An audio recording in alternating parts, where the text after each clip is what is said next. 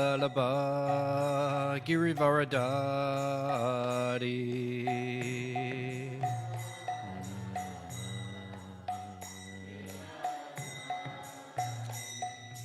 Gopi Janabalaba Girivaradari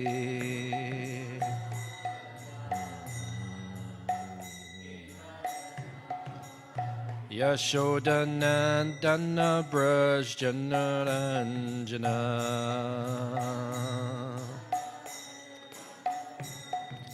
Yashodanandana Braj Janaranjana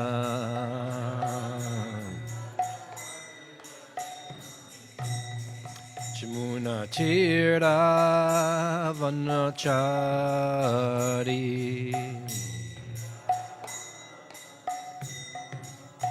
Jamuna Tira Vanachari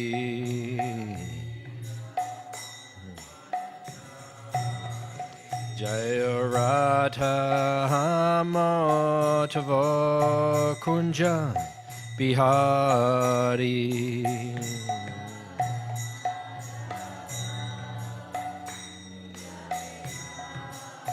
Jayo Radha Matava Kunja Bihari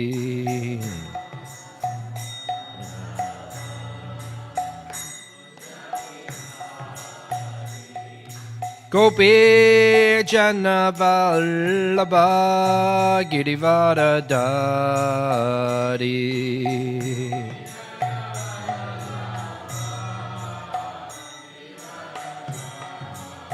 Jayo Gopi Janavallabha Girivaradari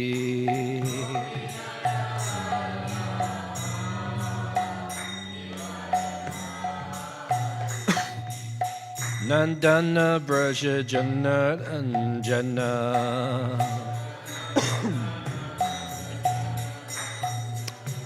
Yashoda Nandana Braj Jana Anjana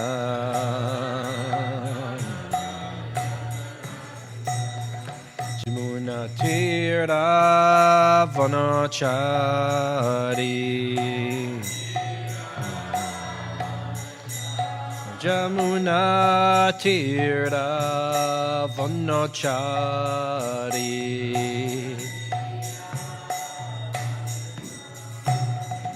Jaya Radha Matava Kunja Bihari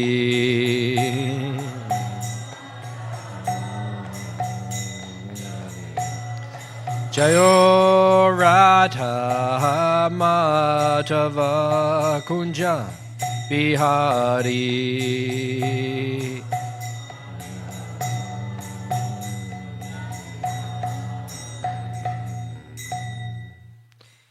Jayam Vishnupad Paramahamsa Paragraj Acharya Ashtotara Satashi Shrimad His Divine Grace A.C. Bhaktivedanta Swami Srila Prabhupada Ki Ananta Koti Vaishnava Vrindi Ki Grantaraj Srimad Bhagavatam Ki Nitai Go Premanandi. All glories the assembled devotees, all glories the assembled devotees, all glories the assembled devotees. All glories to Sri Guru and Sri Gauranga.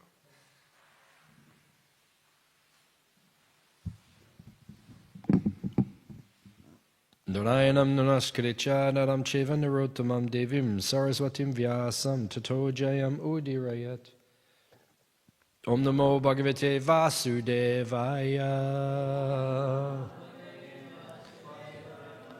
Om Namo Bhagavate Vasudevaya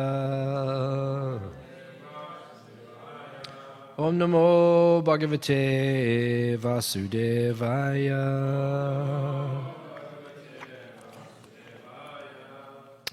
Reading from Srimad Bhagavatam, canto 9, chapter 10, chapter entitled The Pastimes of Lord Ramachandra. Text number 3.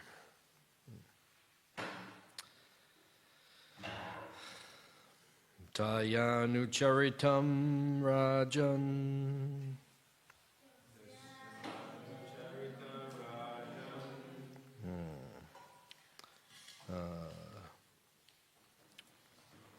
Rishibhish Tattvadashibi Shrutam hi sanitam buri Tvaya sita pate muhu Tashyanu charitam rajan Rishibhis tattvadashibi Shrutam hi vanitam buri Tvaya sita pate muhu Tashyanu charitam rajan Rishibhis tattvadashibi Shrutam hi vanitam buri Tvaya sita pate muhu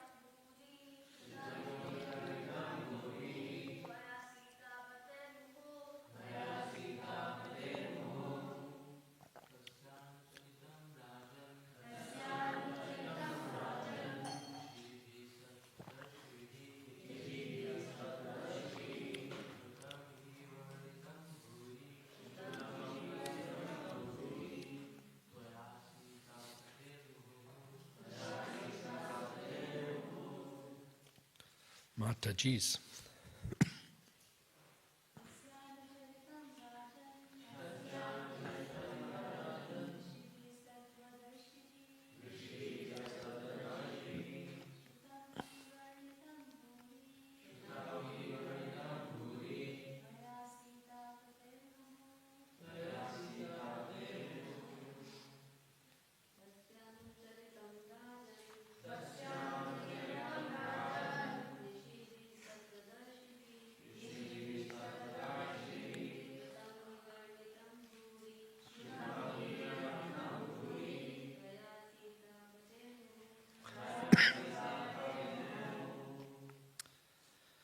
Tasya, of him, the Supreme Personality of Godhead, Lord Rama, Lord Ramachandra and his brothers, Anucharitam, transcendental activities, Rajan, O King, Maharaj Parikshit, Rishibi, by great sages or saintly persons, Tattvadashibi, by persons who know the absolute truth, Shrutam, have all been heard, He, indeed, Avanitam, as they have been, so nicely described, Buri, many, Tvaya, by you, Sita Pate, of Lord Ramachandra, the husband of Mother Sita, Muhu, more than often.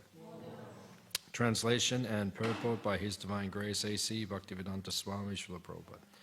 O King Parikshit, the transcendental activities of Lord Ramachandra have been described by great saintly persons who have seen the truth. Because they have heard again and again about Lord Ramachandra, the husband of Mother Sita, I shall describe these activities only in brief. Please listen. Translation responsively. O King Parikshit, the transcendental activities of Lord Ramachandra have been described by great saintly persons who have seen the absolute truth. Because you have heard again and again about Lord Ramachandra, the husband of Mother Sita. I shall describe these activities only in brief. Please listen. Purport. Thank you. Modern Rakshasas posing as educationally advanced merely because they have doctorates have tried to prove that Lord Ramachandra is not the Supreme Personality of Godhead, but an ordinary person. But those who are learned and spiritually advanced will never accept such notions. They will accept the descriptions of Lord Ramachandra and his activities only as presented by Tattvadashis, those who know the absolute truth. In Bhagavad Gita 4.34, the Supreme Personality of Godhead advises, Tadvidi pranipatena pariprashnena sevaya upadekshanti te jnanam jnaninas tattvadashina. Just try to learn the truth by approaching a spiritual master, inquire from him submissively and render service unto him. The self-realized soul can impart knowledge unto you because he has seen the truth. Unless one is a tattvadashi, in complete knowledge of the absolute truth, one cannot describe the activities of the personality of Godhead. Therefore, although there are many so-called Ramayanas or histories of Lord Ramachandra's activities, some of them are not actually authoritative. Sometimes Lord Ramachandra's activities are described in terms of one's own imaginations, speculations, or material sentiments. But the characteristics of Lord Ramachandra should not be handled as something imaginary. While describing the history of Lord Ramachandra, Shukadev Goswami told Maharaj Parikshit, "You have already heard about the activities of Lord Ramachandra. Apparently, therefore, 5,000 years ago, there were many Ramayanas, or histories of Lord Ramachandra, Lord Ramachandra's activities. And there are many still, but we must select only those books written by Tattvadashis, Ganinas Tattvadarshinaha, not the books of so-called scholars who claim knowledge only on the basis of doctorate." This is a warning by Shukadev Goswami. Rishi Bish Tattvadashibi. Although the Ramayana, composed by Valmiki, is a huge literature, the same activities are summarized here by Shukadev Goswami in a few verses. Omagyan Timirandasya Gyananjana Shalakaya Chakshur Militam Jena Tasmai Shri Gurave Namaha Shri Chaitanya Manobishtam Stapitam Yena Bhutale Swayam Rupa Kadamayam Dadati Swabadantikam Vancha Kalpatarubhyascha Kripa Sindhu Bhievacha Petitanam Pavanebhyo Vaishnavebhyo Namo Namaha Jai Shri Krishna Chaitanya Prabhu Nityananda Shri Advaita Gadadhara Srivasadi Gaura Bhakta Brinda Hare Krishna Krishna Krishna Hare Hare Hare Rama Rama Rama Hare Hare.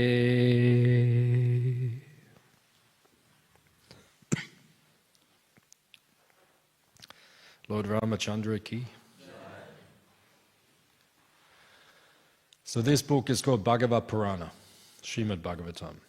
It is the ripened fruit of the Vedic knowledge.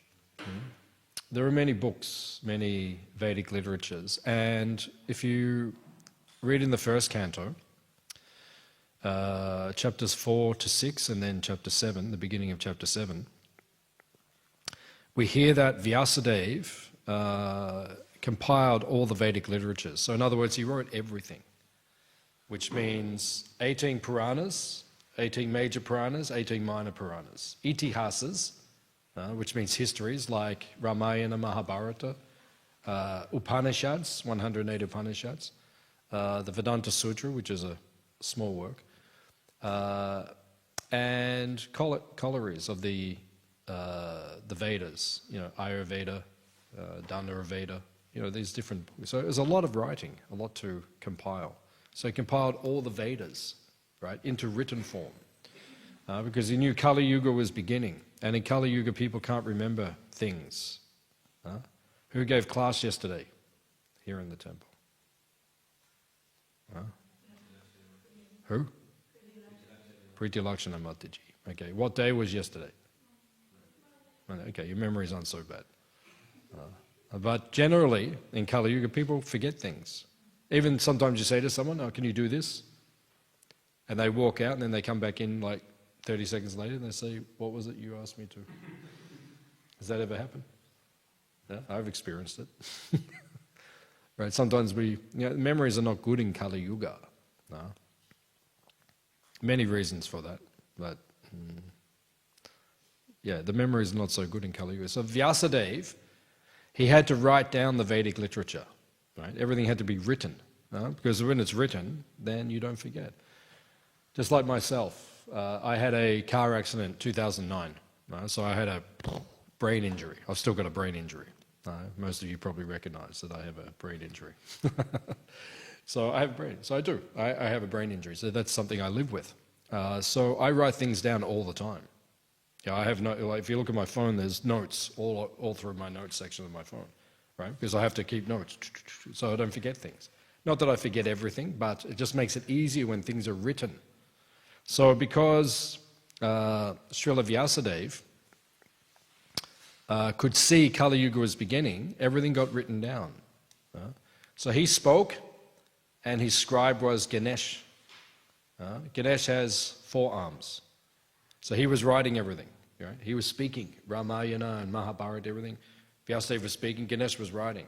And when his 2 arms got tired, then the other 2 arms came out, kept writing, and then kept swapping. So he could just write and write for days. They wrote. They compiled everything. However, he got to the end of writing everything, and then it describes he met his guru. Vyasadeva's guru is Mahamuni, Narada. Narad Muni came. So Narad Muni came, and he said, "You don't look happy. You don't look satisfied. The face is the index of the mind. When I look at your face, right, I know what's in your mind. Right? You look at someone's face, you can see, are they having a good day or a bad day? It's like the weather. Right? You get up in the morning, you walk out, grey sky, blue sky. You look at someone's face, you can see. Okay, happy, sad, confused, anxious. It's all on the face. The face is the index of the mind. Right? So he just looked at the face of Vyasadeva and he said, "You're not satisfied. How can that be? You just wrote all the Vedic literatures and still you're not satisfied." He said, "Could it be that you have not exclusively focused on glorifying Lord Krishna in an unadulterated fashion?" And it's interesting because when he wrote all the Vedas the first time, right? When he wrote all of the Vedas the first time round, he actually wrote the Bhagavatam. The Bhagavad Purana was written. Right? So he's actually written the book. But he's still not feeling it was perfect, it was complete. Right? Because bhakti, or pure devotional service, was not exclusively elaborated upon. And Krishna, who is the Supreme Personality of Godhead, was not exclusively glorified. So therefore, it says in the beginning of chapter 7, what did he do? He went into a meditation. Right? Just like before you do a devotional activity, you have to do Bhuta Shuddhi. What is Bhuta Shuddhi? Bhuta Shuddhi means you have to purify your mind, right? Your subtle body.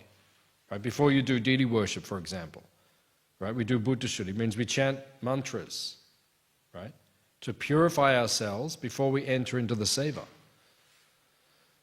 We should do that before we do any service.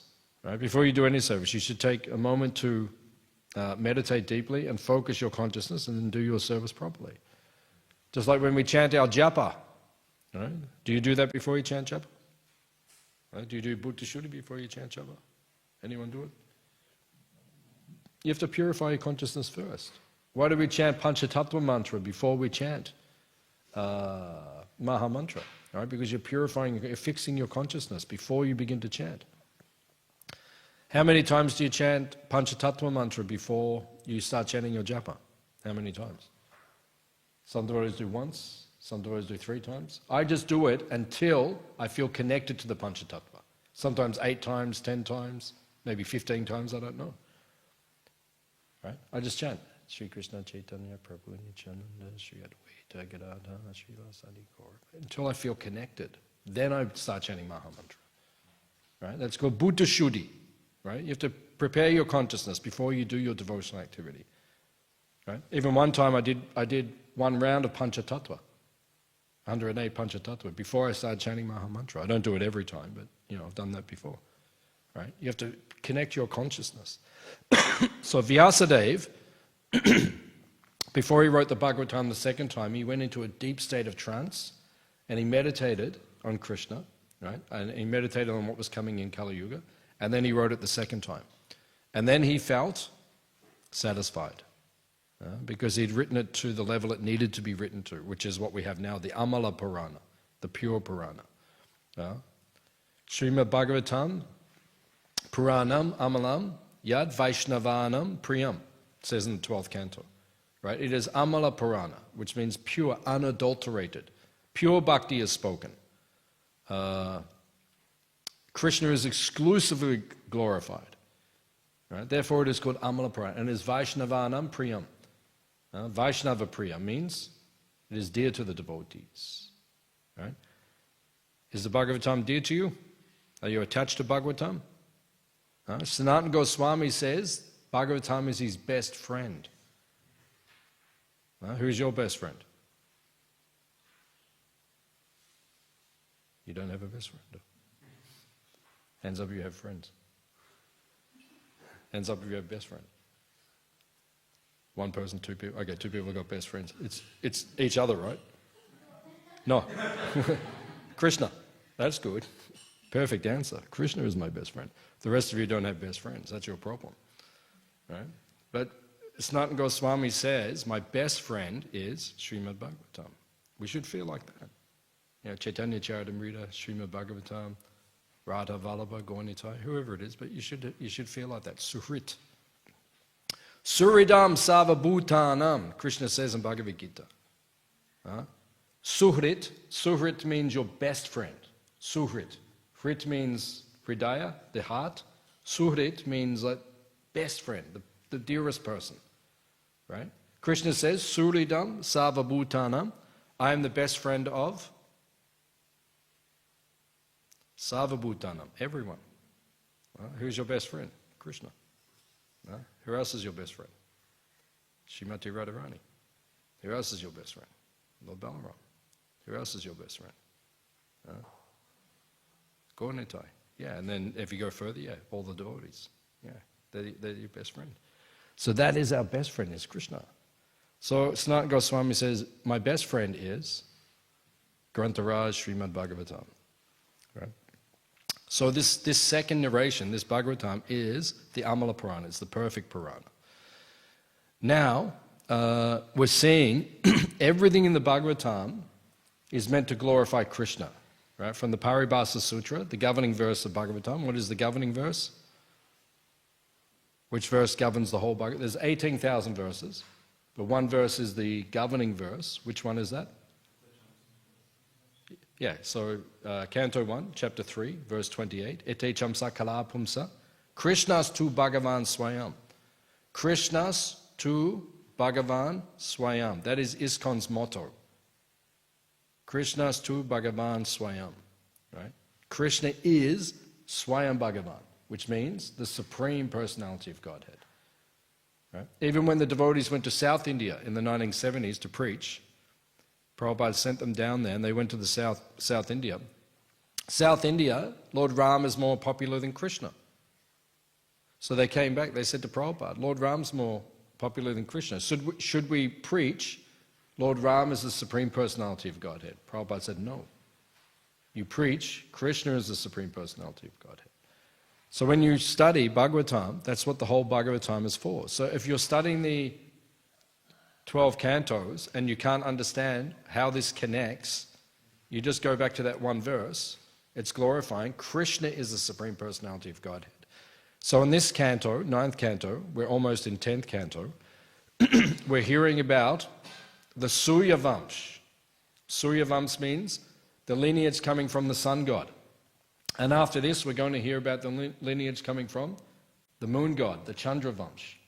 Right? So Lord Ramachandra appears in the Surya dynasty, and Krishna, who we'll hear about soon, he appears in the Chandra dynasty. Right? So who are we hearing about now? Lord Ramachandra. How does Lord Ram relate to Krishna? He is Krishna's expansion. Right? Avatari. Krishna is the source of all the avatars. Right? Everyone has different moods. Like all of us, we have different moods, right? Like we all know each other quite well. So, like sometimes I'm humorous, right? I joke around a lot. Sometimes I like that. But other times I'm very serious, right? And sometimes I'm very heavy, right? And sometimes I'm contemplative, right? So we all have different moods. We're all like that, right? We all have like different parts of our personality. When Krishna displays a different part of his personality, he expands himself into another form. Mayada avatar. So Lord Ramachandra is the form of Krishna who is showing perfect conduct, right? And he's in the mood of a chivalrous person, right? He's sober, dhira. Krishna is Dhir Lalita. He's like playful.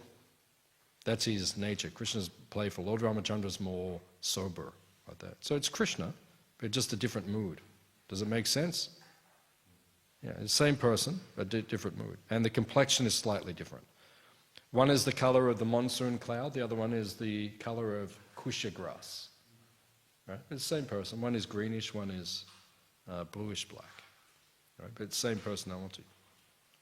So now we're about to hear about Lord Ramachandra, and it says in this verse, this is the beginning of the chapter, there's only 2 chapters in the 9th canto about Lord Ram. So in this verse, it is explained, Shukadev Goswami says, I'm not going to speak in detail about Lord Ram because Valmiki has already done it, right? The Ramayana is already there. How big is the Ramayana? I think it's 18,000 verses. I think it's like Bhagavatam size, right? So he doesn't have time to, in 7 days, to speak Bhagavatam and Ramayana. And he says, you know it anyway, because everyone knows Ramayana, right? Everyone knows. Like in India, it's very well known. Maybe, is it still well known now? Still now? Yeah, people still know the pastime and the story, yeah. So even now it's still known. But like, if you go back 5,000, everyone knew Ramayana. Even Krishna, just before Krishna goes to bed every night in Nandagram, right, in his village, Mother Yashoda, she speaks Ramayana. That's his bedtime story. Right? Krishna lays down in bed, right? And then Mother Yashoda says, okay, Ram and Lakshman were doing this, and begins to tell. And sometimes Krishna is supposed to be going to sleep. You know, when the kids are going to sleep, you read bedtime story because you're trying to like put them into an alpha state, right? You're trying to calm the kids down so they'll drift off to sleep. So she starts telling the pastime of Lord Ram. Sometimes Krishna jumps up on the bed and he goes, Lakshman, bring my bow. And he gets in the mood of Lord Ram, right? And she says, hey, just take rest. And then she has to calm him down again, put him into bed. He doesn't sleep anyway. Right? We only sleep in this world. He doesn't sleep, right? He closes his eyes, right? And then he looks like he's asleep. And Mother Yashoda quietly goes out and she shuts the door. And as soon as she shuts the door, Krishna goes, okay. And then 2 of his friends jump out from under the bed, right? And then they set up, you know, like when you want to fool your parents, you put pillows under the blankets. Yeah, so he puts pillows under the blankets and they cover it so it looks like he's there. Jump out the window, and then he goes off into the forest to meet Srimati Radharani. He doesn't sleep. We sleep, he doesn't sleep. Like the moment he's taking rest, 10:30 at night, he's out the window. He's out. Right? Stays up all night, and then at the end of the night, he runs. Right? Jumps back in the window just as the sun is coming up. Jumps back in the window, 6 in the morning. Right?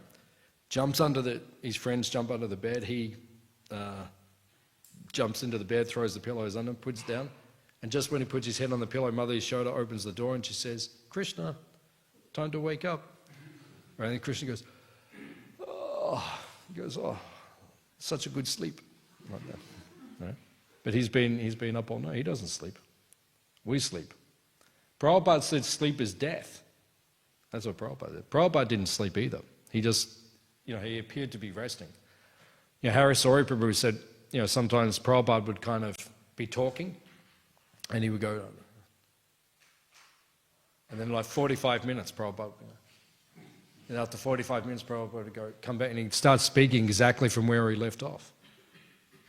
Right? We don't do that. We don't even know where we are when we wake up in the morning. Sometimes, when you're traveling, you go to India or something, like I wake up and I'm like, okay, is this Brindavan? Is this Melbourne? Is it New Nandagram? Is it Singapore? Where am I? Sometimes you wake up, you have no idea even where you were. Prabhupada was not like that. He was conscious. We are unconscious. First become conscious, then become Krishna conscious. So, this pastime of Lord Ramachandra will just be spoken of in a synopsis, right? It's just going to be spoken of in a very short form, right? Because it's already spoken of elaborately in the Ramayana. Prabhupada points out there are different Ramayanas. Two famous ones are Valmiki's Ramayana and Tulsidas, right? It is said that the one that we read is the Valmiki Ramayana. The Valmiki Ramayana is said to be the bona fide Ramayana, right? It's the authorized one, right? There's no adulteration within the text. In some of the other Ramayanas, there are things which are written which are debatable. They may not be true. So then Prabhupada points out in the purport that we have to hear from Tattvadashibi. Tattvadashibi means someone who has seen the truth. All right, that's who we have to hear from. So who is someone who has seen the truth? Right? That is Srila Vyasadeva. Vyasadeva is Tattvadashibi, which means he understands the truth. As we said, in the 7th chapter of the first canto of Bhagavatam, he meditates before he writes the Bhagavatam. And that meditation is Tattvadashibi, means he saw the truth. It said he had darshan of Kali Yuga, right? And he understood what was coming in Kali Yuga, right? He saw the whole thing. And then after he saw it, then he wrote the Bhagavatam. And it's interesting, he saw many things when he saw Kali Yuga, but what was the main thing that's recorded that he saw? What was the main feature of Kali Yuga that he saw? It's very interesting, actually. When he had his darshan, when he meditated on God, what did he see? He saw that the population were ashraddha. Ashraddha means no faith. That is like the disease in Kali Yuga. Everyone has lost faith. Because we can't trust. Who can you trust now? We can't trust the politicians, right? Like at the moment, we're in my lifetime, since I've been in this body, on this planet, this is the most unsettled time I've ever experienced in history.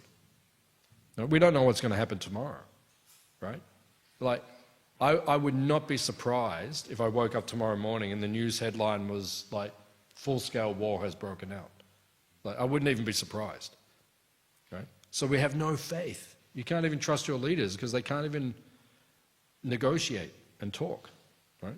Just come together. What's the problem? Now we have a big problem between Iran and Israel. You know how to solve the problem? Have a feast. All right, just cook up a lot of prasadam, offer it to Krishna, just get all the Israelis, all the Iranians, bring them together and say, okay, Hare Baba, right? We're going to chant Sankirtan. Everyone have big kirtan. So we all do big kirtan together. Everyone dances and chants in ecstasy, right? And after that, we sit down and we say, now take prasad, right? And they have big feast, right? And just stuff everyone up to their necks, right? And then after that, then we'll say, okay, now we're going to read Bhagavad Gita a little bit. And what does Bhagavad Gita say? Oh, we have a peace formula. We have all the answers, right? It's not hard, but we've lost faith because people won't do this, right? In some countries, they burn the Bhagavad Gita, right? So these are foolish people. So when Vyasadeva looked at Kali Yuga, he said, Ashraddha. Ashraddha means no faith. We've lost faith, right? We can't trust religious leaders anymore, right? We know the religious leaders are sometimes doing inappropriate things, so we've lost faith in them. People have lost faith. Religion is less popular now than ever before in the last 100 years. Less popular, really. Spirituality is more popular, which is interesting, but religion is less popular than ever before. Right? People have lost faith in religion. And there's good reason for that. Even Bhakti Siddhanta Saraswati Thakur, Prabhupada's Guru Maharaj, over 100 years ago in India, because the Christian missionaries would come to India to preach. They would come. And he actually wrote, he said they are wolves using the disguise of sheeps. They look very like a sheep on the outside, but actually they're a wolf on the... He knew that there was abuse going on back then. He wrote it. Right? He said they appear to be very, but actually. So we've seen it historically. So people have lost faith in everything. No? We don't trust because people are being overtaxed. We have a cost of living crisis. We have a mental health crisis. All these things. People have lost faith because things are being mismanaged.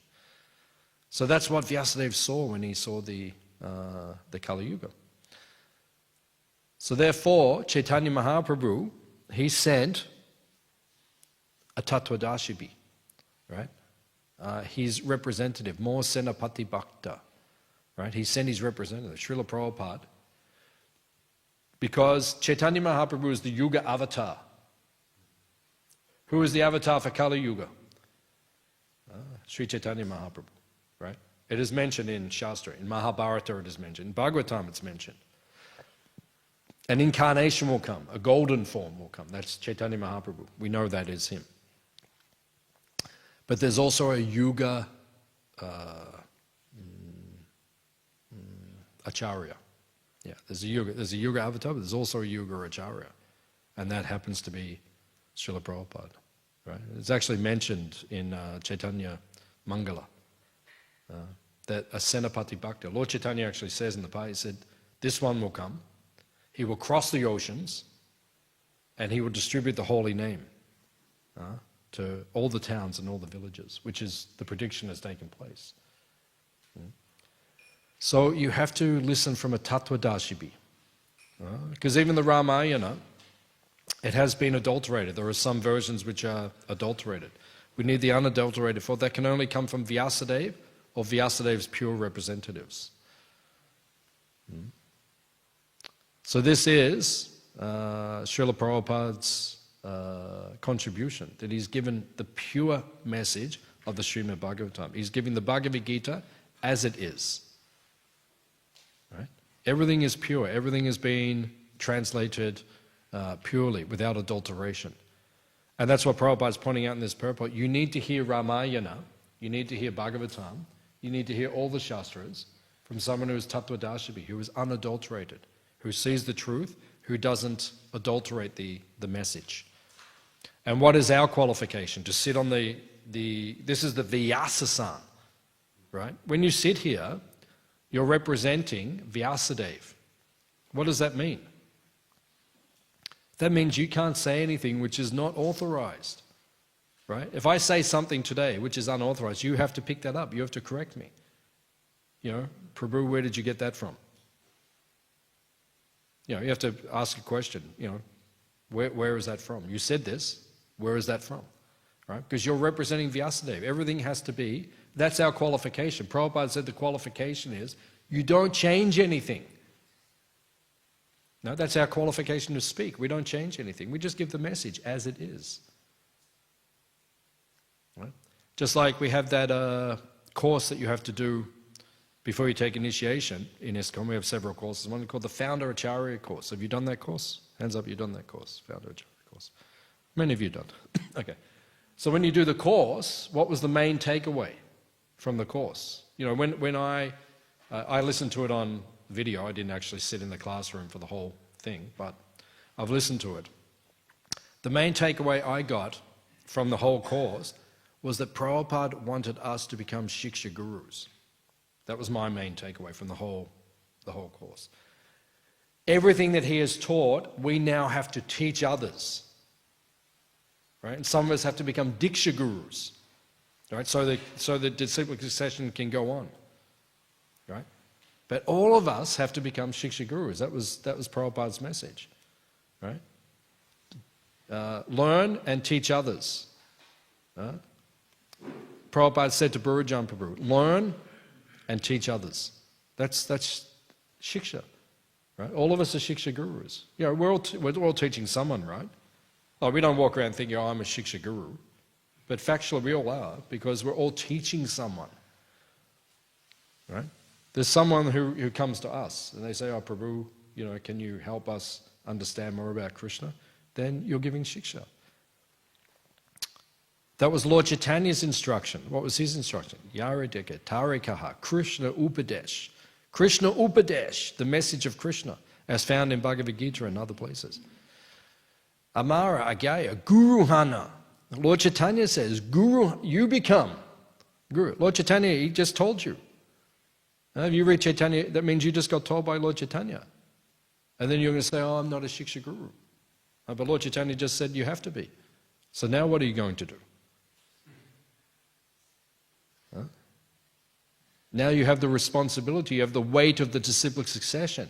You're meant to be representing Prabhupada, right? And the disciplic succession. All of us have that mandate. Right? All of us have to follow that instruction. Right? So that means Tattva Darshini. What's our qualification to sit here and to speak Bhagavatam?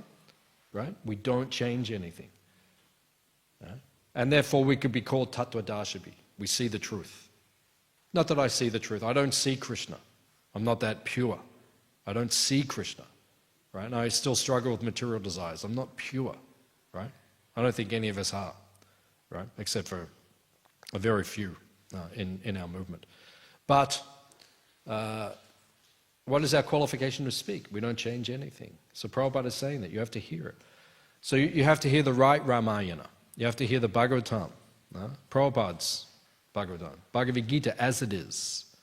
Right? Right? And our qualification is that we don't change anything, that's all.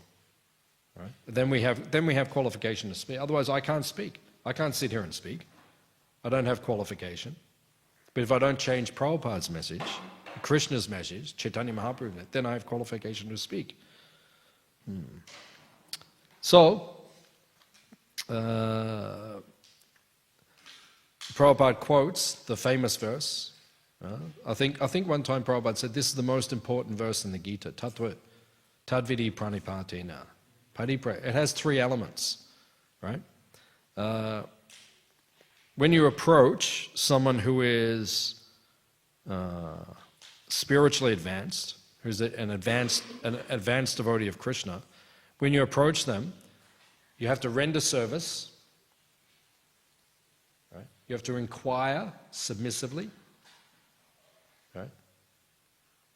Well, they are the three elements. You have to inquire, you have to be submissive, and you have to render service.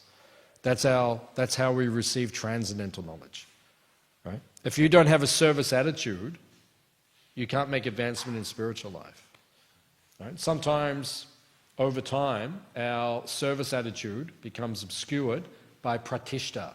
What is pratishta? Pratishta means the desire for recognition. Sometimes you've been around for a while, right? Sometimes, because you've been around for a number of years, devotees offer obeisances to you, right? They give gifts to you. They give you a lot of respect. But then, the danger is the weed of pratishta can be growing next to the bhakti lata, next to the creeper of devotion, and you start taking that recognition for yourself instead of passing it on to the disciplic succession, right? Sometimes we get into that consciousness, right? And then what happens? We lose our service attitude, right? Then we don't spontaneously serve. We don't think, I don't have to pick up the rubbish. You know, let someone else do that. I'm a more advanced devotee or more senior devotee. And sometimes I have it. I see it creep into my consciousness. Sometimes it creeps in. I don't have to do that because I'm like, get someone else to do it. No. Right? We have to be very careful. Right? So you receive transcendental knowledge when you have a good service attitude. And you have to inquire. You have to ask questions. Right? Because we don't know everything. Right? Inquiry. Right? Inquiry is important in spiritual life. You have to inquire. Whenever you come to a class, I've been coming to classes for a number of years, but I always try to listen with an inquiring mind. Try to absorb. I don't know everything. I never go to a class that I don't learn at least one thing. I never go to a class like that. And I like to listen to speakers where I learn many things in one class. Now, like the other day I was listening to Amarendra Prabhu, right? So in that class I listened to, I probably learned 4, 5, 6 new things, right? So we should listen like that with an inquiring mind. Oh, how do I understand this? How do I go further like that? So you need to inquire, you need to serve, and you need to be submissive, right? Submission, right? In other words, you have to be humble. I don't know everything, right? As soon as you have that bhav, that bhav that I'm an acharya, right? I know everything, then you lose the ability to understand the message of Krishna. So here, we're in Canto 9, we're almost in Canto 10, we're hearing about Lord Ramachandra. Why are we hearing about Lord Ramachandra? Because he's Krishna's incarnation, right? And actually it's explained in Laghu Bhagavatamrita.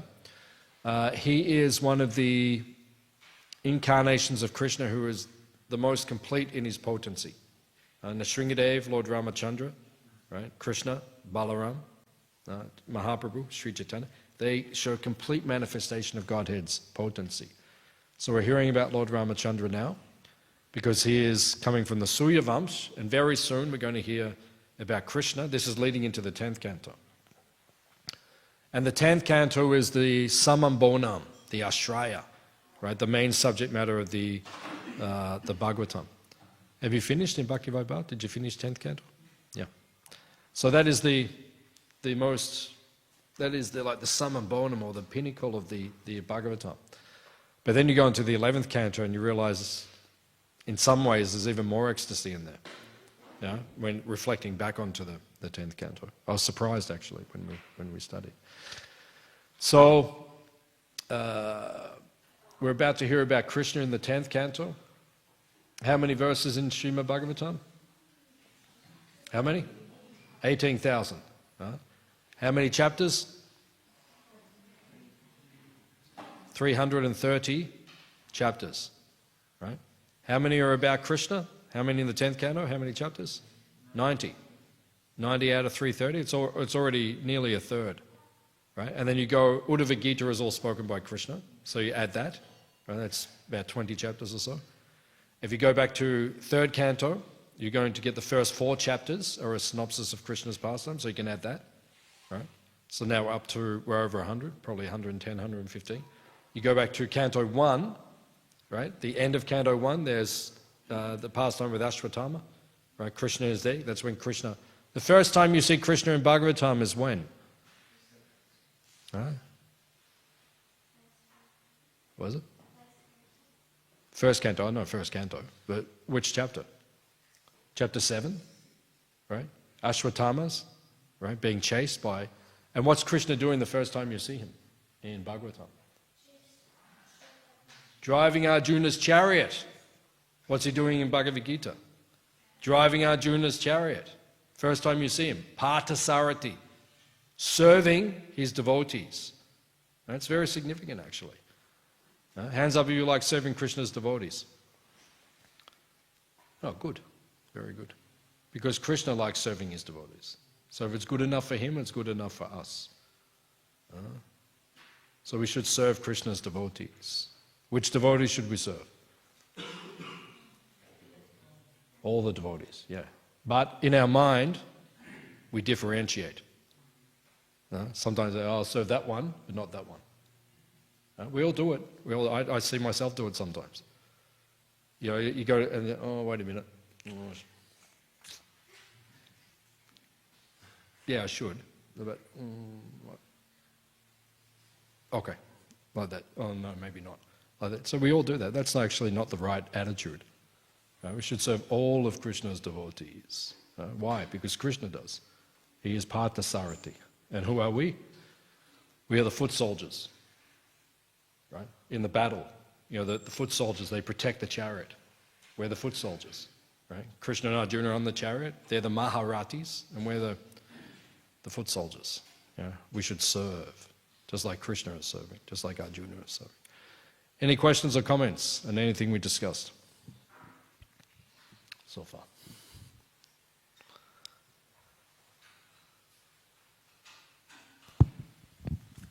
Yeah?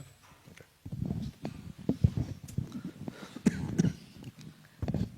Gauranga. Hare Krishna Prabhu, thank you for the nice class.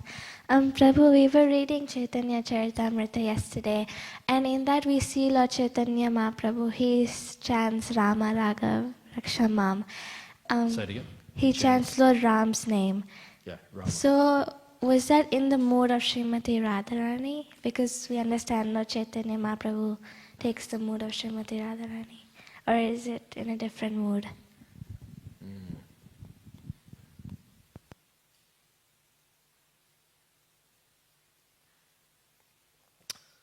Even when, I was actually reading yesterday, it's interesting, because in Chaitanya Charitamrita, in our Bhakti Sarvabhaum course, we're just about to study Ratha Yatra. And it's very interesting because last week was Ratha Yatra. So I'm studying about Ratha Yatra, to get the mood, the internal mood and everything, so I can understand the pastime. And in the pastime, there's a description that Krishna actually says, there's one conversation between Krishna and Srimati Radharani, because Krishna appears to leave Vrindavan. He goes to Mathura and then he goes to Dwarka.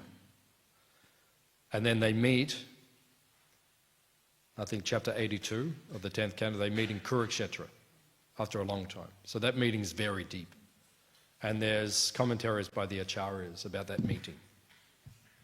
And Gaur Govinda Swami has written about this also, spoken about this, about the meeting of Radha and Krishna.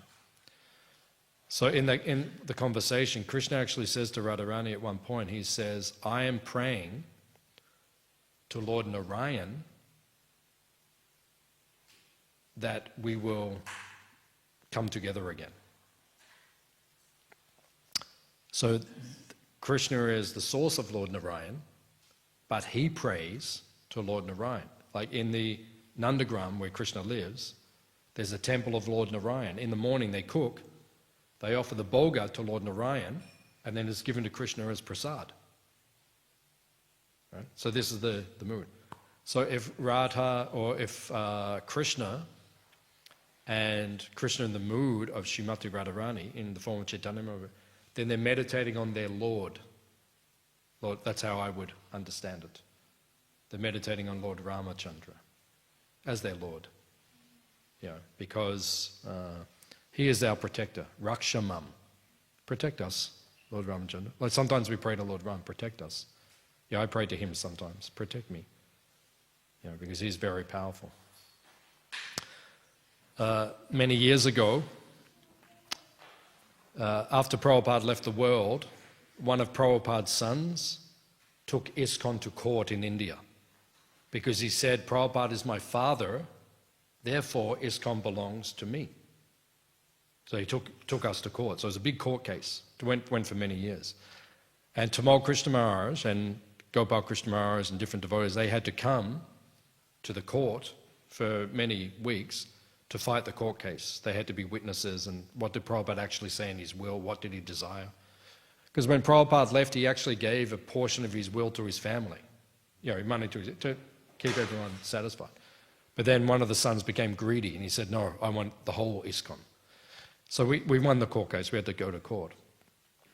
So in the morning, Tamal Krishna Maharaj, he went to, because in Mumbai, there are 3 altars, right? Who's in the altars in Mumbai?